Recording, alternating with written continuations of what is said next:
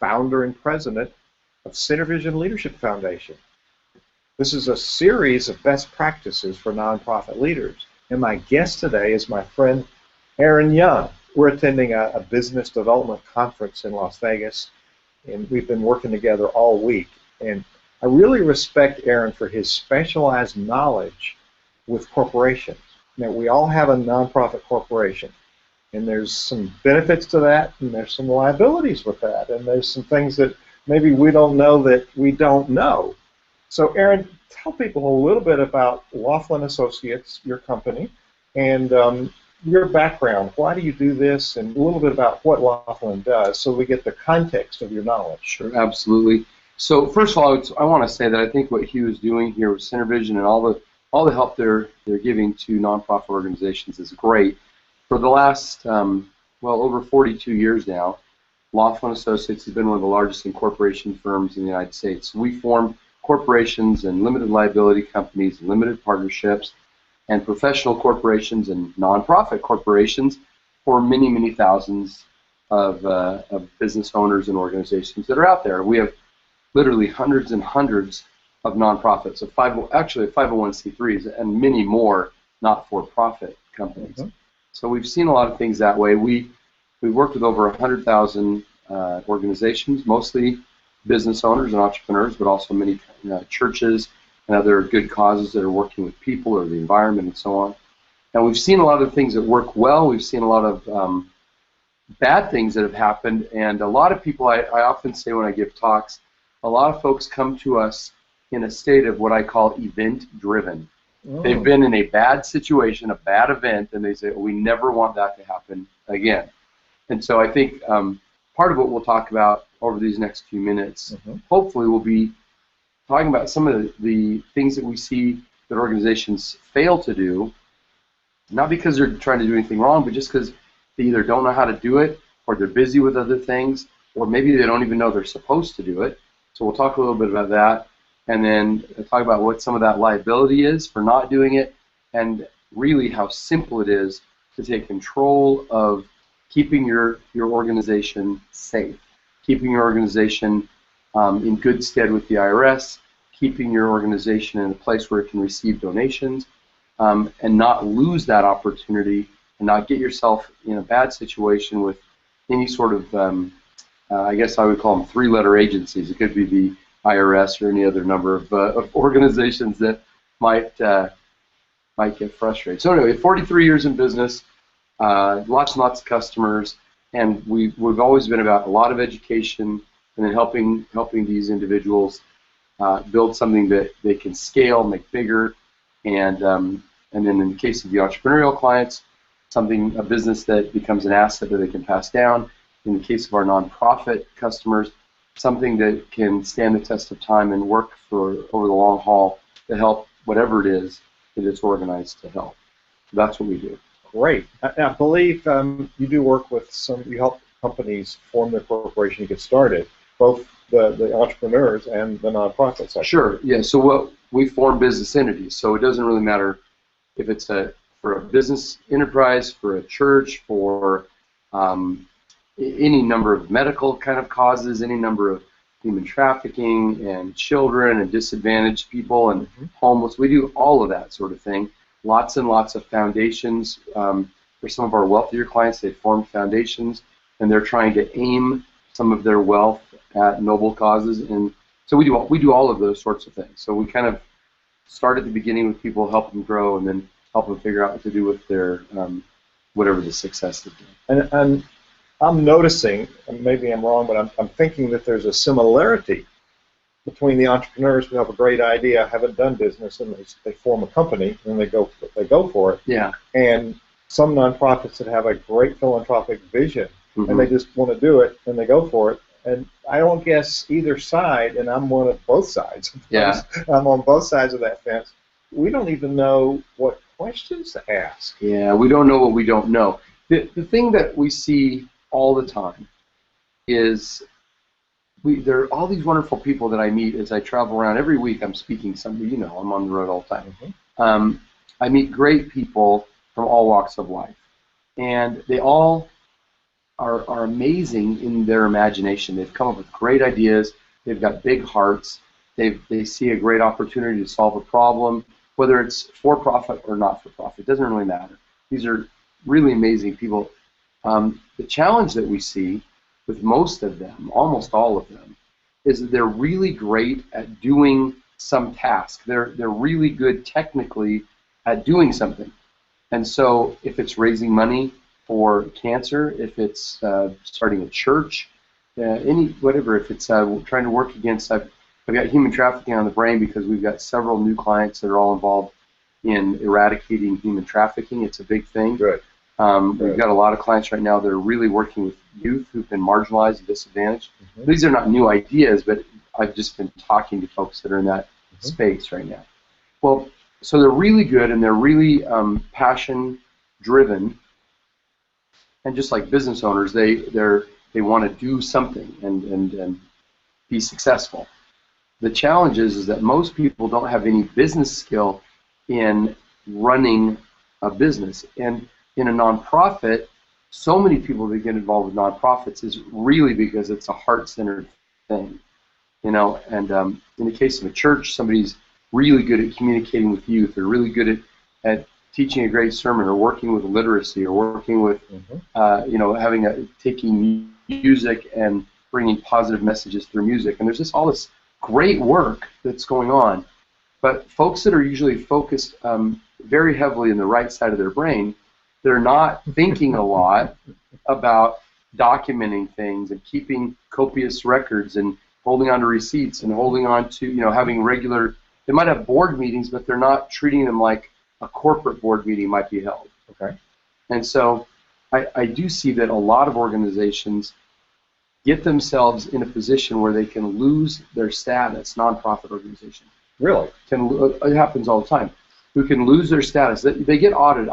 The IRS is much more likely to audit a nonprofit than a for-profit business. Didn't know that. That's because they don't want people not paying taxes. They want them to pay taxes. So if you're not living up to the charter that they gave you that nonprofit exemption for, they want to rein that back in and start having the revenues coming back to the government. The government, in its wisdom, is trying to do lots of good social work too. You know, and they may have, we may agree or disagree with how they do it, but the only way they have to fund all the programs of the government is through tax revenue. And they will give folks a tax exemption if they're really adding super good value, and so most everybody does that, and if they're following all the rules. And the rules are written by lawyers. See, almost everybody in Congress is a lawyer. It's signed into law by someone who's almost certainly been a lawyer. How many of our most recent presidents have been lawyers? And the ones that are starting to emerge for the next elections are all lawyers. And so, and then if you get into a fight over the law and you have to go to somebody to adjudicate it, that person's a lawyer. Everybody sees the rules written in a very specific way and with very specific obligations that need to be met if you're going to get the benefit of the law, if you're going to get the benefit of the deduction, the benefit of the Internal Revenue Code. So to be prepared for this situation where you might get audited, Yeah. you know, what are the reasons that would cause you to lose your exemption, and how do you remedy those? Okay, so first of all, the good news is it's really simple. Really? Yeah. So the thing that we see happen so often as it relates to the board of directors and the tax exemption and so on in nonprofits, the thing we see over and over and over again is the failure to treat the business like a real business. Even if it's a not-for-profit business, they still have obligations to hold regular board meetings, not once a year, not once a quarter, but regular board meetings. They need to have minutes of those meetings. They need to pass appropriate resolutions for decisions that are being made. They need to be keeping good corporate formalities. Now, if you're if you're the American Red Cross, you've got a very sophisticated board of directors and a very sophisticated, probably an attorney who's serving as the board secretary, and they know precisely what to do. But there are hundreds of thousands of nonprofit organizations that are pretty small. Somebody's trying to take care of animal cruelty. Somebody's working with youth in their community. Somebody's started a church and they've got, 300 or 500 or 1,000 people coming to the church, and the darn pastor is just working 23 and a half hours a day, right? They're just they're always needing money. They've always got more opportunity than they have funds to service the opportunity, and they're just frankly not thinking about sitting down and having a board of directors meeting and then following all these things. If you don't do it, then you're completely out of sync with the government, and if you're audited, they will open your corporate record book, and if they see that things are done improperly or not at all, they will close it up and say, you're going to be losing your tax exempt status. And I've seen it happen a number of times. That's pretty severe. There's no warning? Well, there's no warning. The warning is you get the audit notice. The warning is you get the audit notice, and if you don't have your records in order, you can try to fake them. You can try to go and, I've seen crazy stuff like people wrinkle papers and put coffee cups on them to make a mark, or try different ink, or it's completely illegal and completely inappropriate, and nobody should do it, and I especially hope churches would never do such a thing. But I'll tell you, the IRS is pretty darn savvy to this work, and they can tell if you have established a pattern of acting in such a way as good stewards of this organization. And they know it's not designed to be for the benefit of the leader, but the leaders are quite often making a living. Some of them aren't making much, and some of them are making a lot. I see some people who have tax exempt status who run enormous organizations and are getting hundreds of thousands of dollars in compensation for being there, and have lots of stuff they're trying to do. I've seen gigantic mega churches just crash and burn and lose everything they've got because they just didn't follow these simple to follow formalities. And I hate to beat this to death, but it's critically important if you're going to be doing your good work to make sure you also are dotting your I's, crossing your T's. And we probably, unless we know somebody, don't hear about that. That doesn't make the front page of the newspaper. No, well, no. I mean, unless they're famous. If you had Crystal Cathedral. Actually, it happened to Crystal Cathedral, didn't it? Yeah, it did. I didn't mean to say that one, but that. Yeah, it's an example. It's a good example. If you're something super famous, maybe it'll make the paper. But the fact is that most of the nonprofits that I've ever run across, even ones that are pretty successful, like I live in a medium-sized city, Portland, Oregon, and I'm not saying these organizations have problems. I'm saying that you've got theaters, you've got the ballet, the symphony, and other nonprofits like that who have really successful people on their boards, but they're not always following really detailed parliamentary procedure.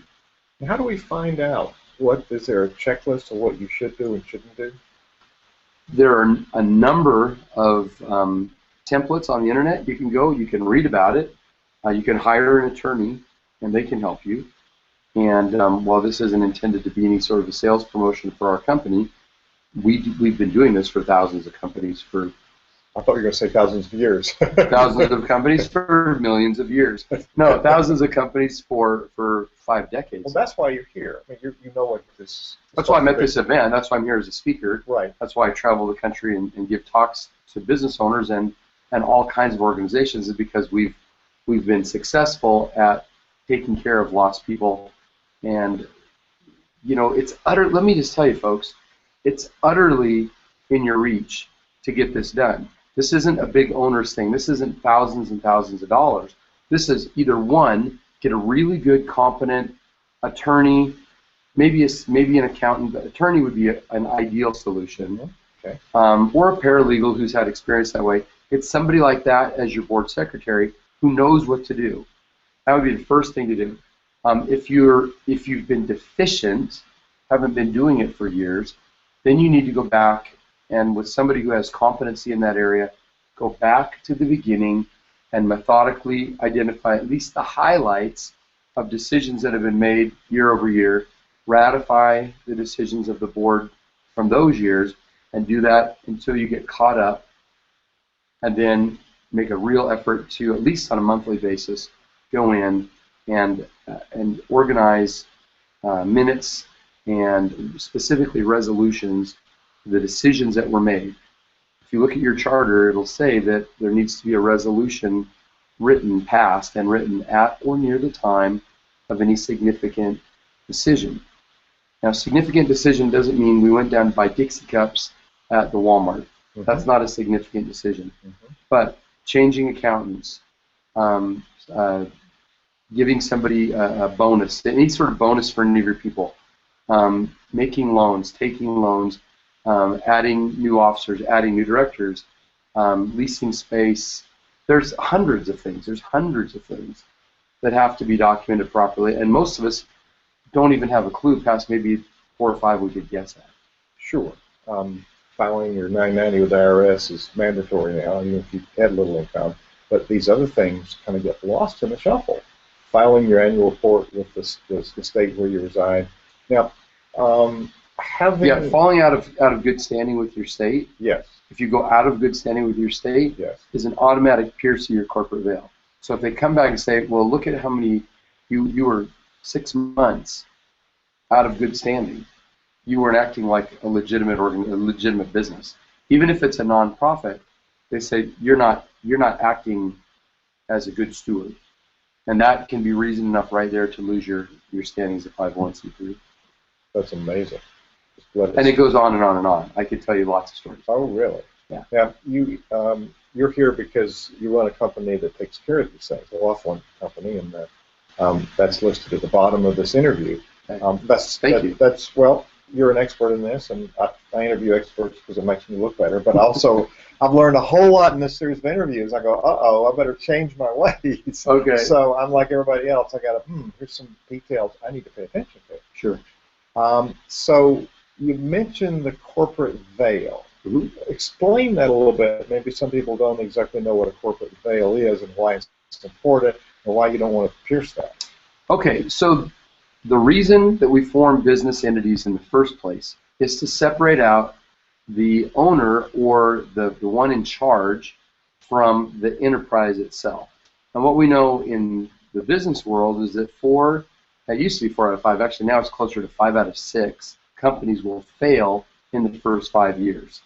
Okay. The United States government and your state governments understand that the vast majority of the population is never going to have the tolerance for risk, the particular skill set, technical ability, whatever. They're not going to start a business. They're not going to start a 501c3. They're not going to do a nonprofit. Most people drift through life. And actually, that's one of the reasons we need organizations to rally people, because most people aren't thinking about how can I help, how can I make my community better, my environment better, my spirituality better. We're not thinking about those things. We're just thinking about, I need to go get a Slurpee at 7-Eleven, right? What's on TV tonight, right? Yeah. I can't wait, it's 5 o'clock, I got to get out of here, right, and go hang out. So there's just a little tiny sliver of the population of our 320 million people that are willing to take the risk to start something and then to work their tails off to make it successful. The government knows that, and they also know that most people are going to fail. But here's what I'll tell you, and you know this.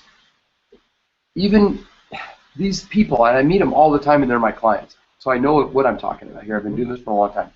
Even if you've got this colossal failure on your hands, and you're just going down in flames, and you can see the ground coming up towards you, and you know that this thing you've built is just getting ready to get disintegrated all over the ground.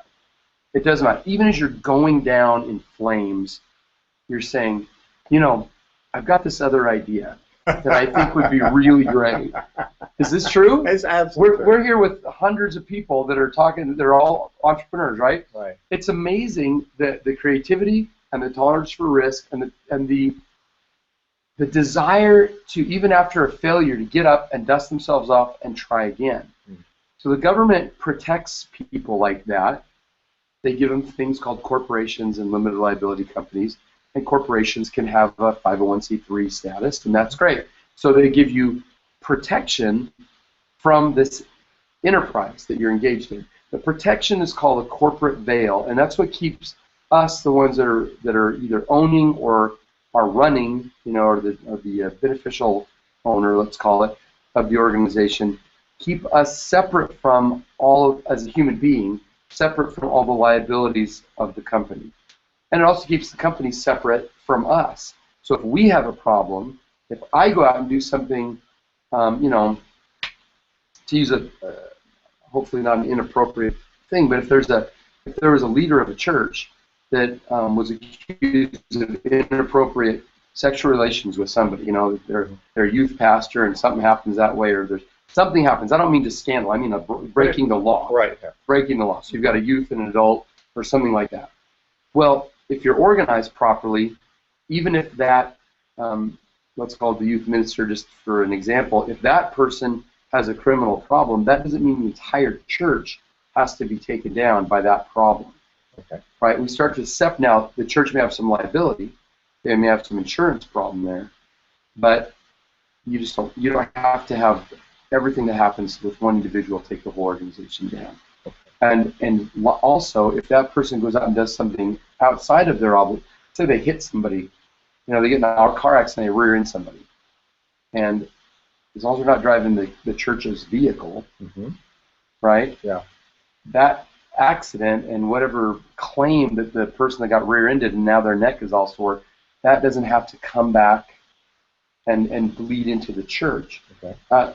We see it all the time. We've got to keep this line between the organization and the human being that's in charge of it. And the board. Well, and the board. See, most boards don't understand, especially in nonprofits. So here, I'll look right at you. Especially in nonprofits. In churches, you usually have upstanding members of the congregation who are willing to get in there, roll up their sleeves, and do work that end up on the board. In other organizations, like let's say the symphony, the theater company, the ballet, the medical, let's say like the Red Cross, you have people that are invited onto the board almost exclusively to help raise money for the organization. That's the main job. When you come on to the ballet's board of directors, they're expecting you to not only contribute at a certain level yourself, but also to be bringing other people to buy season memberships and so on. It's just what it is. Most of those people are lovers of the arts, lovers of the church, not seasoned business people. And even if they are, they're usually older, retired, they have time to do this, and really the organization is looking for the money. They need the money to come in. Every board I've ever sat on that was a nonprofit, every meeting is talking about we need more money, we're running behind, we're in the red, what are we going to do to bring in more stuff, even if they appear to be thriving on the outside. Is this familiar to you? It's very familiar. Okay. What most board members don't understand is that by going onto the actual board of directors, not some advisory board, not some ancillary thing, but when you're on the board of directors and you're a director of the organization, you now are also liable for the challenges of the organization. So if there is a lawsuit that comes in and it does come in and hit the company, it does hit the church or whatever the cause is, the board members are all going to be named. Now, hopefully, the organization has insurance for a board member. But That's special insurance, isn't it? Oh yeah, it's specialized insurance just for the board. Okay. Director and. So there's officer director insurance, and there's also insurance for boards of directors. Okay. And so, I always hear D&O, director and officers. But there's also a further kind of insurance that protects boards of directors. The challenge, directors. What am I saying? Directors, officers. Cora, I'm sorry, I totally misspoke. Yes, D&O insurance covers the directors. So my point is, a lot of smaller organizations, they don't have a lot of money, and they even will say, we don't have any insurance. We just don't have that right now. We can't, and it's kind of expensive insurance. Is it? Yes, it is. And so a lot of organizations don't buy it because it's an onerous cost at a time when they're trying to say, well, we could feed this many more people, or we could have this much more stuff for the youth, or we could get this many more inoculations done, right? We could buy this many more books, or go into this many more prisons and help with people, whatever. They don't do it. So if the organization is sued and loses, the judgment can come back and haunt not just the organization, but also anybody that's on the board of directors. Wow. Wow. And I think most people are so honored and humbled that they would be invited onto a board, and they see it as a prestigious thing. Certainly, we put it on LinkedIn, on Facebook. You know, we let people know, hey, I'm on the board of directors of this cool thing. It's part of our resume. And really, that's why they get people that they want to be helping to collect money. It's the reason they put you on the board, because they're saying we'll trade our prestige for you helping with money. That's the whole reason. Otherwise, there's really no reason to have those board of directors members there, because the church can run off just fine, or the fine without all these people. Right? They're doing it. They're trading prestige for money, and most of the board members have no clue what their liability is. And if you're in a bigger organization, you're probably fine. But if you're in a medium to small organization, the ones that I see regularly lose their status, you're almost certainly not covered. Got it. I'm a gloom and doom kind of guy. I feel like there's a lot of good things that go on too. We just want to make sure that as you do all your good work, as you're out there making a difference in your community, that you can also sleep well at night. Well, your doctor has given us prescription to get healthy when we're not healthy, and so it's a little medicine that we really need it. Yeah, well, we at least need a checkup. Yes, sir. We at least need the checkup to make sure where we are. And if your organization is doing well, good. I mean, that's fantastic. Unfortunately, it's kind of like the policeman who pulls somebody over and they're so cautious as they come up to the car. It's because they don't know what they're going to run into, because they've seen a lot of bad stuff. Quite often, the people that come and talk to me are not the ones where everything's okay. They're the ones that come up and something bad's going on, and then they want to grab me and say, and a lot of times in tears, and say, let me tell you what's happened, and I know it's my fault, but it doesn't change the fact that I'm in this bad situation now. Right. And so I see these sad situations, and I'm thinking, there's no reason that you ever have to be in that position. You can utterly afford to get the work done. All you have to do is pay attention to it. It's not hard to do. You just have to do it.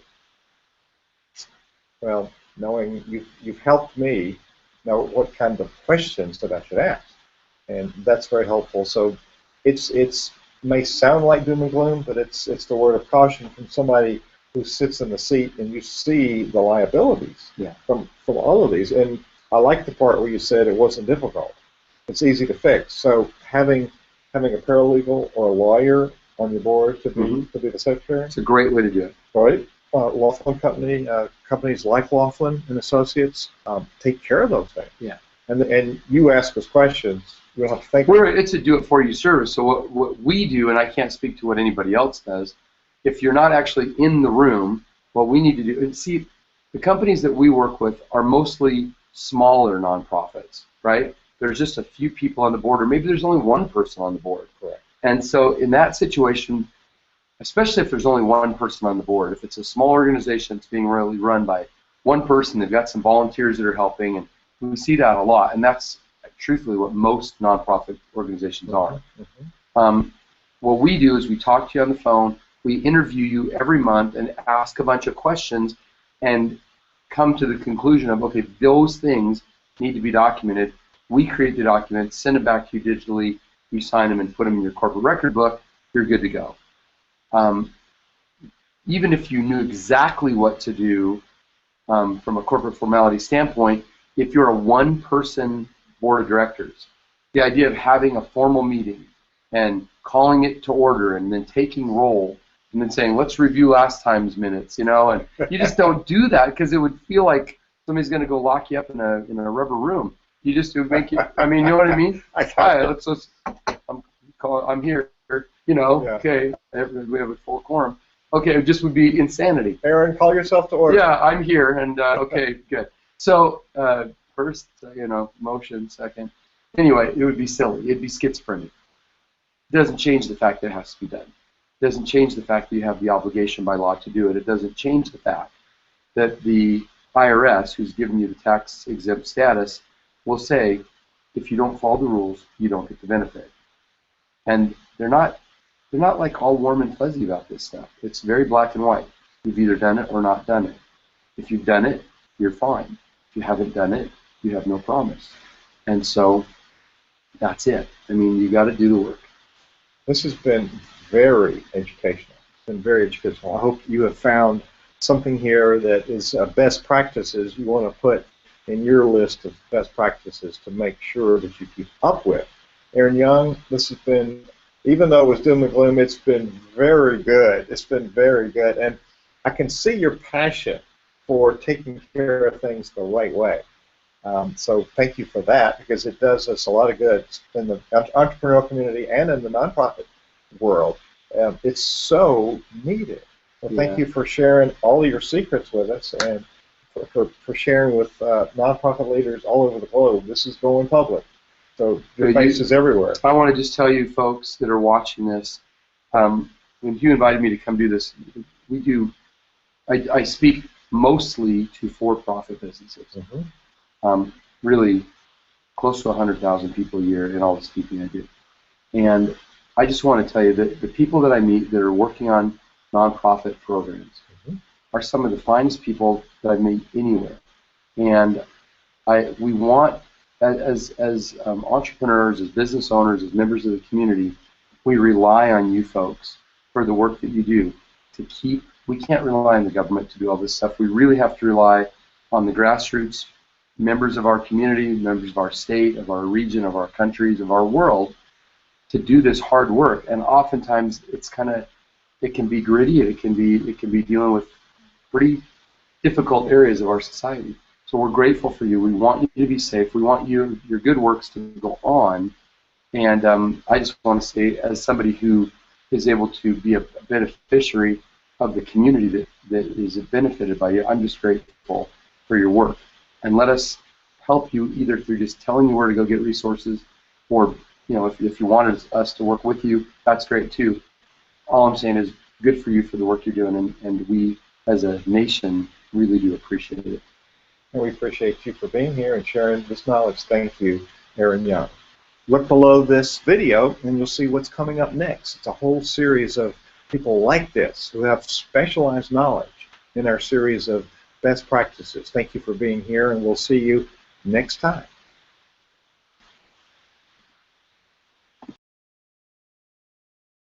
This podcast is a part of the C-Suite Radio Network. For more top business podcasts, visit c-suiteradio.com.